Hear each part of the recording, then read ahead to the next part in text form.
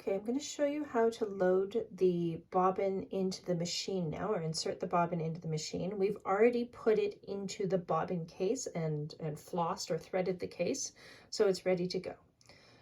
So on the machine, you'll notice here, there's a little notch in the metal housing. That actually corresponds to the horn or the hook on the bobbin case that we talked about. So what I'm going to do is I'm going to take my bobbin that's in my bobbin case, and I'm going to open that lever so that way my bobbin doesn't come out, and I'm just going to insert it into the machine. You've got to make sure that lever is out until it's into the machine. You'll notice that the horn or the hook lines up with that notch in the machine, and I have my thread tail hanging down. Now now that it's in with that notch, I should be able to wiggle it and it won't move because it's in the right place and it's loaded into the machine. The next thing I'm going to do, I have my upper thread is threaded. I'm actually going to hold on to the thread tail from the upper thread.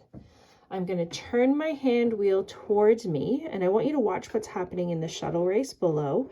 So as I turn it towards me, the upper thread is going to come across. You're going to see a blue thread coming across, and it's going to grab that pink one, and it's actually going to pull it up to the top. And I don't know if you can see that. There's a little pink loop there. I'm actually just going to pull on that, and now I have two threads coming out of my throat plate, and my machine is now completely threaded and ready to sew.